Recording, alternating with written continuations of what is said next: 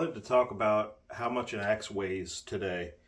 There's a standard size, and then there's just so many others. There's just so many sizes of axes. Now, we're pretty much just going to be talking about American axes here. Once you get into other countries, shit goes crazy. In the UK, they have 8-pound axes. They have 9, 10-pound felling axes. In America, we do have huge axes, but they're just very rare. Here's one that I showed in the last video.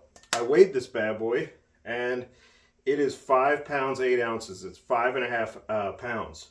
Very heavy, very thick axe. This is probably a felling axe, but I'm going to try splitting with it. It has sort of a long bit. That's why I think it's a felling axe. We'll do a little measurement. It's almost 8.5 inches from the tip of the bit to the end of the pole, which is quite a long axe. We don't measure an axe from the front of the eye to the tip of the bit, but that's basically what we're talking about when we're saying something has a long bit. When we're talking about bit width, we're talking about from here, which is called the toe, to here, which is called the heel. So let me show you a standard axe. This is a Michigan pattern. It doesn't get any more standard when it comes to American axes. This is 3.5 pounds. I believe it's just under 3.5 pounds. So it was used a little bit and tiny bit of wear through sharpening. So it's 0.3 ounces below what it was made as. It's a true temper wood slasher. It has the eye ridges. And this is a great axe. A 3.5 pound axe is an all-rounder. If you need to split a little wood that's not too hard to split, maybe kindling, here's your axe. If you need to chop some wood, fell some trees, this is a decent axe for it, right? You can tune this up, you can make it real sharp, or you could just wear it down and use it as kind of a beater axe. People chop roots with stuff like this. They do all sorts of tasks. This is the all-around axe. This is the standard. Here's another one. And on these Plum Axes, like this is another Michigan pattern. It has a 3 and a 2 right next to it. And that means 3 pounds and then 2 quarters. So it's 3.5 pounds. Once again, this is the standard axe. And it's actually a little special because it has a pole stamp of the weight. The weight stamp is on the pole. Those are a little more rare, and if you find an axe like that, that's a little more special, and you should treat it nice. Just a quick interjection here. If you are a woman that's a very nice and caring lady, I'm actually an axe with a pole stamp that says, well, very high number.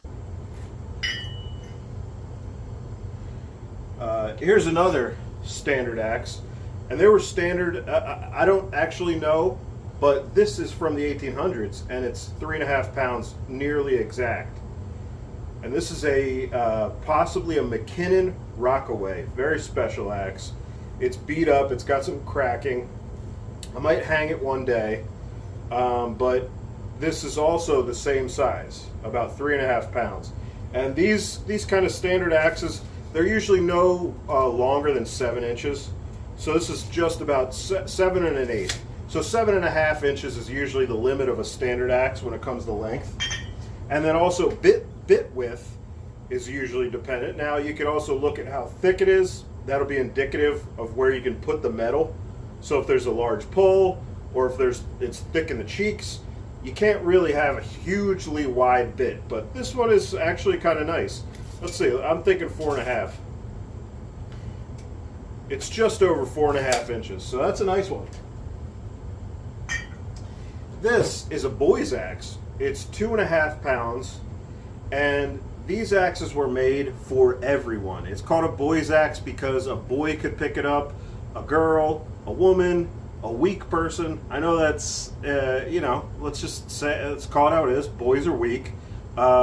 Most women are not interested in axes. And I could show you the statistics. No women watch my videos. So apparently they're not that interested. Now there are a few ladies who love axes and can swing them better than me. But when a weaker person's just starting out, this is what they use. They use a boy's axe. Really, the thickness in the cheeks for a cross-cutting axe, that's for the harder timber to cut. In America, we have these tough hardwoods, but not so tough like in Australia, that we can actually cut our hardwoods, but they get very large. So we'll have huge axes. We'll have huge axes like this. Now this one's a little heavy in my opinion. When it comes to big axes, 5 pounds is probably the max, but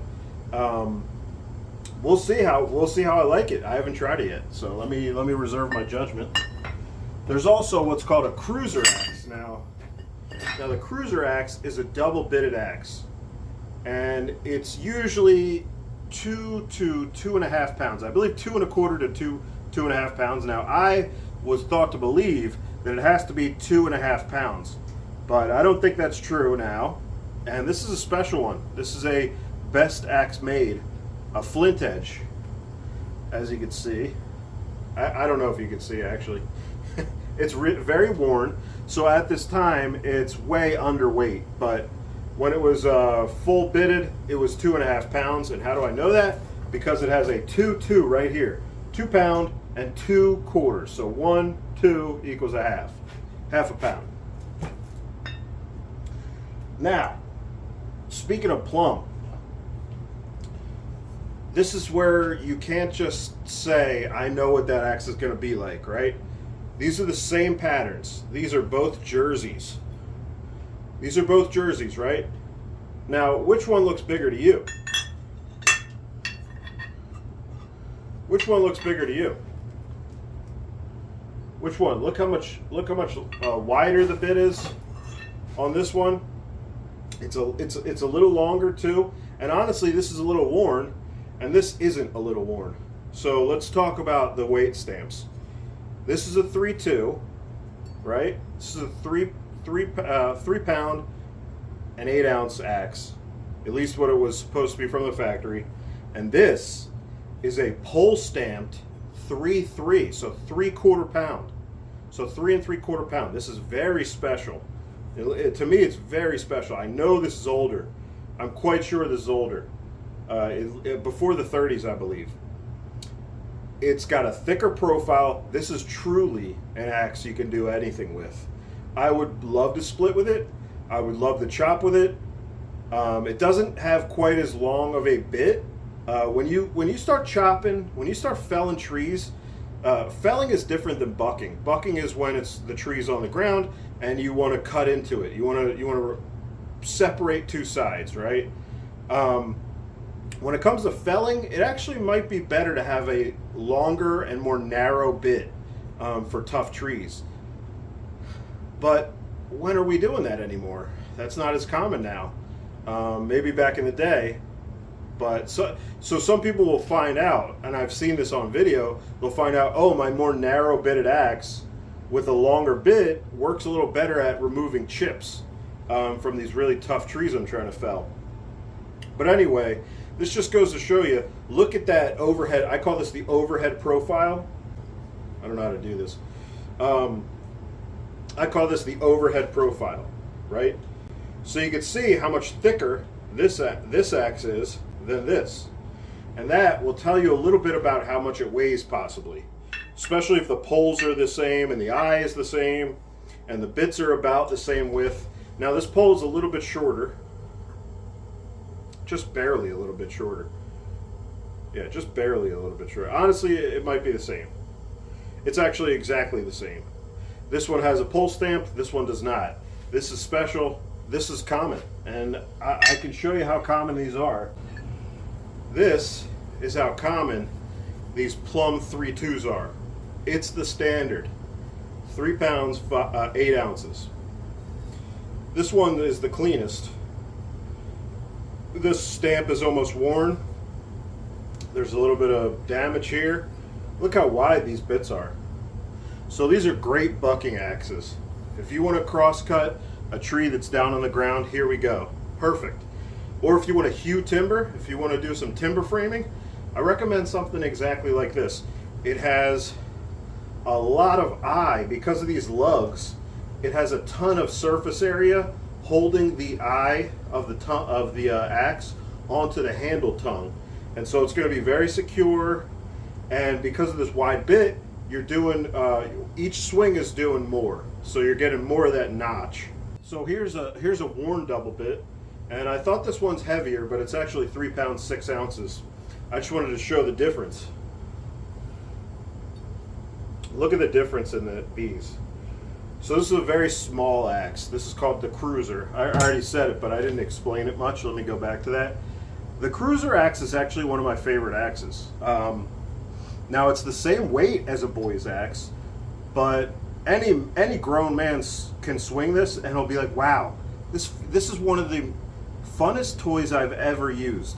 And you don't really want to think of tools that are this dangerous as toys, but I don't know another way to say it. When I swing something like this, it's so fun. It's so fun. They're extremely balanced because the bits weigh the same on each end. And they just fly through the air, especially one that's this light. This one's closer to 2 pounds than it is 2.5. So when I swing this, it's like I'm swinging a hatchet on the end of a 28-inch stick.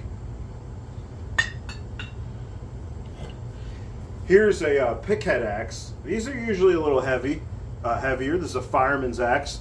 They use the pick to kind of put a hole, and then they use the bit to kind of make a square so people can be dragged through a wall, for instance. Now that's not the only use for these, but just for an example. This one weighs 4.5 pounds. It's actually not, it's not huge, but these are bigger axes than a standard usually. I actually have only found one that's 3 pounds, but I have found a lot that are about boy's axe size, interestingly. I'll actually show you my biggest. Before this axe, my biggest axe was a Piad Axe. Let's see it. Oh, look at this baby. Now that's an axe, am I right? That is a big boy. Look at that. Whoa. Oh my God. Oh my God. So one thing I'm seeing here is not only is this axe clean and it's barely been used or sharpened, look how much longer the bit is. But this is a little thicker, but that could just be because it's worn. That could be. Maybe this was a heavier axe and they've deemed it worn and they got rid of it. But I'm not really sure about that because it does seem to have a ton of material left that's hardened. I can actually see this is where the hardened steel insert ends. Now it could be overlaid, so it would look a little more exaggerated. But if this is inlaid steel, that means there's a ton of hard steel left. So I could bring it all the way down to here. I don't think it is. It's probably overlaid. Just a guess. I don't know too much about overlaid, inlaid. Basically, the way that you forge metal together is there's a V. There's a V that accepts it and then gets smashed around. You know what? There's two V's. So there's a V like this, and then there's the V that goes into it. And so either this part is the female or vice versa. You know what I'm saying? So this could be the male, this could be the female, or this could be the male, and this could be the female. And that's how I'll show you guys a graphic actually of inlaid and overlaid.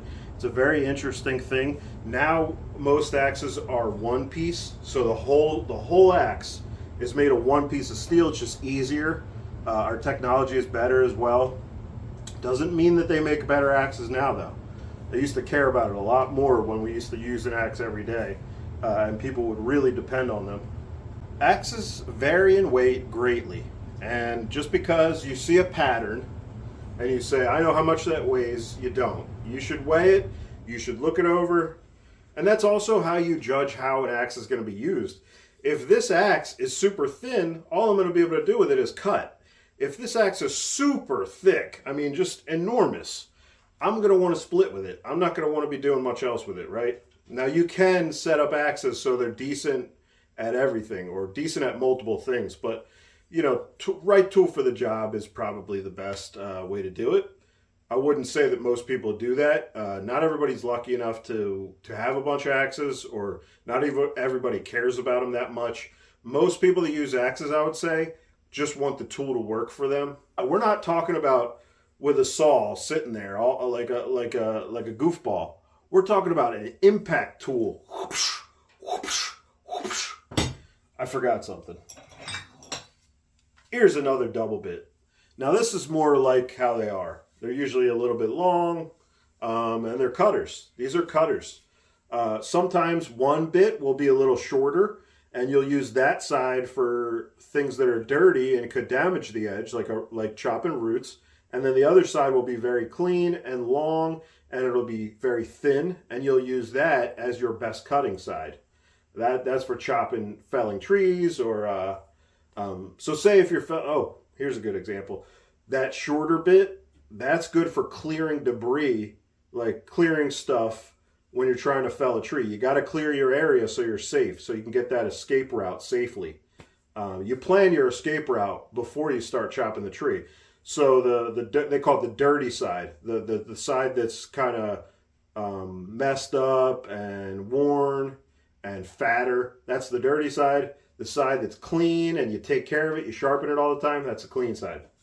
So anyway, guys, I rambled a lot. I talked a lot of bull stuff, a lot of BS, a lot of bull stuff. Yeah, that's it. Thanks for watching.